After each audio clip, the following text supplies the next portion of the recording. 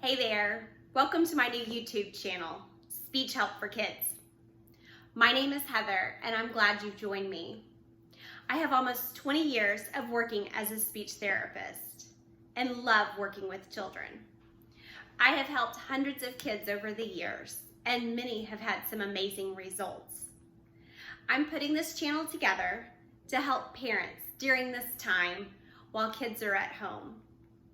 So if you have any comments or suggestions for future videos, please leave a comment down below and I'll try to make a video for you. Don't forget to subscribe to my channel so you don't miss out on future shows. Thanks for watching. All right, let's get started. I'm going to show you how you can use a Mr. or a Mrs. Potato Head with your child to help elicit language. So the first thing that I would suggest that you work on is simply naming body parts. So you could say, what are these? And they could answer eyes. So they're just simply naming the body parts. Another thing that you can do with your child is working on action words or verbs. So you could ask, what is she doing? She's walking. That's right, she's walking. What is she doing? She's jumping. That's right. Or, shh, what's she doing? She's sleeping. So different actions are another way that you can work with your child with a Mr. or Mrs. Potato Head. The next thing is following directions. So you could ask your child to hand you one of the pieces to put on. So you could say, hand me the mouth, and they can give you the mouth and you put that on. So being able to follow in directions is so important, which leads to them being able to follow directions throughout the day and your daily activities at home. Another way that you can work with a potato head is making a choice. So you could say, do you want this nose or do you want this nose? So having two of something, they have to choose which one they want. This one or this one?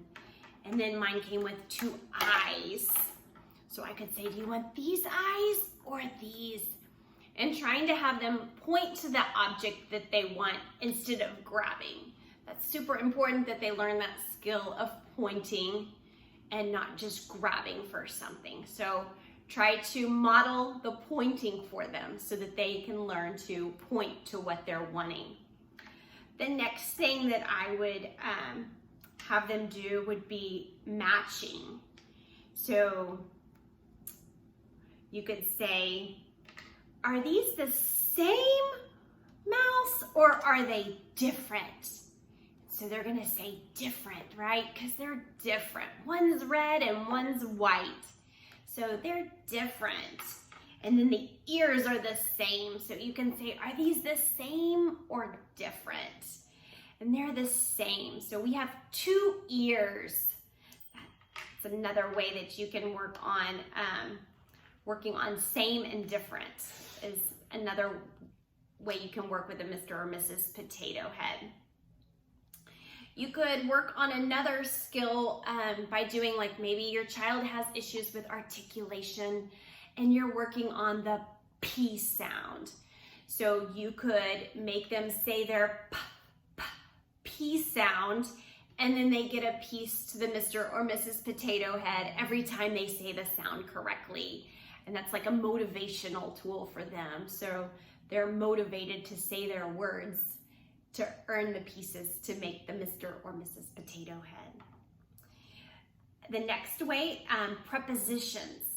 So you could say, put her shoes on her feet, right? So put them on her feet, good. And put the hat on her head. So on is a great one to work with the potato head, placing something on. I have a bag, her purse, you can put it on her arm. So, and then taking it off. So on and off are great prepositions. And then in the back here, it opens and closes. So you can work on open and close. and you can put the extra pieces inside. So those are ways that you can work on prepositions with the potato head. Another idea to work with a potato head would be telling stories. So you could just make up a short little story and say, Miss Potato Head is going on a walk and she tripped and fell and she scraped her new shoes. Whatever your story might be, make up a little story, and if your child is a little bit more advanced, they could repeat it back or say, what happened to Miss Potato Head? And they have to say, she fell. So working on storytelling is another suggestion to do with a potato head. Another thing you can do is working on sounds, back to that articulation. And I like to put the potato head near my mouth so that they can see my mouth and what I'm doing. And you can go pop. They like for characters to pretend like they're making the sound too. So, did you hear the potato head say pop? Can I hear you say it? So that's a suggestion, working on copying the sounds and putting the potato head near your mouth so that they're able to watch you do that. Another one would be being able to say sequence patterns. So for example, you could say walk, walk, walk, fall down, walk, walk, walk, fall down. So working on that pattern to where they're anticipating a word. You could simply do my hat,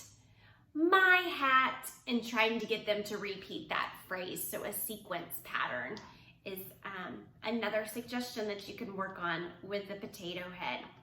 So as you can tell, there are lots of ways that you can work with Mr. or Mrs. Potato Head. And if you have multiple sets, you could use a boy and a girl and use pronouns and say he and she. And then you can also work on plurals. So saying eyes. How many eyes do you have? I have 2 eyes. That's right. And then ears. How many ears do you have? I have 2 ears. So those plurals are super important. A lot of times the kiddos will forget to put that final sound on words when we're talking about plurals. So that's a great way to try to model that end sound with plurals. Another way that I like to model that is the visual cue for them so that they're able to see. I call it just kind of pulling the sound through your teeth like with a string, and I'll do some more videos on the S sound because that's a super important sound to learn and sometimes difficult for kiddos. So thanks for watching today. I hope you enjoyed my Mr. and Mrs. Potato Head, and I will leave a link down below for where you can purchase a Mr. or Mrs. Potato Head if you're interested. So thanks for watching. Bye-bye.